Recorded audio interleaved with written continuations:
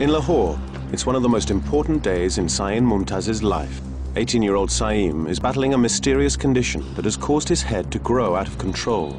It's a potentially life-threatening condition, as Saeem worries his neck might snap from the increasing weight of his head.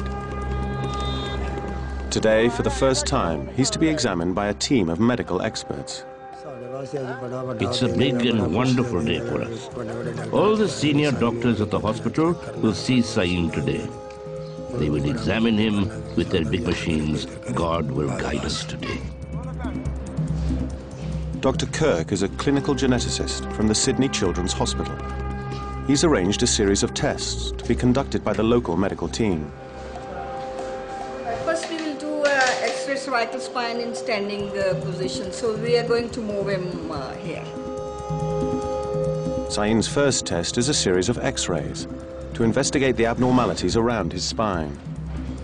This is the first time that we'll have a chance to see inside, and it'll tell us something about the state of the bones, something about the degree of curvature of his spine, and whether there are bony abnormalities underlying that we can see.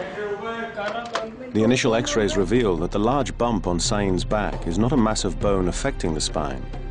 It's the spine itself. The severe curve is emphasized by a condensed mass of muscle tissue. There is very significant scoliosis. Yes. The apex is actually threatening on the junction. It is compressing Saeem's lungs.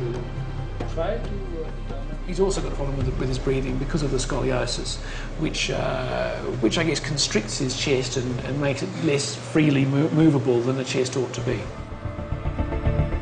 A CT scan uses X-rays to produce a three-dimensional reconstruction that will clearly show how the growths on Saeem's skull have developed. Yeah, that is very much how he looks. On the surface, Saeem resembles someone with Proteus syndrome, the same condition as Joseph Merrick, also known as the Elephant Man. But it's when the skin is stripped away by the scan that the difference becomes clear. This is abnormal bone that's grown over the top. Saeem's growths are remarkably symmetrical when compared with the asymmetry of Joseph Merrick's. These are really not the radiological changes associated with Proteus syndrome, are they? No, I don't think they're supportive of that. So I think we can really rule out Proteus syndrome as a diagnosis in this man, can't we? Dr. Kirk is finally able to confirm that Saeem does not have Proteus syndrome. But frustratingly, his condition doesn't seem to fit with any other overgrowth syndrome either. The CT scan next reveals some reassuring news for Saeem. Just disregard all this around it. Yeah. This is normal. Yes. It's essentially grown onto the outside of what would have otherwise been a relatively normal skull. The white mass is the bony overgrowth around Saeem's skull. The black inside shows there is no abnormal growth within the skull, which means there is no current risk of brain damage.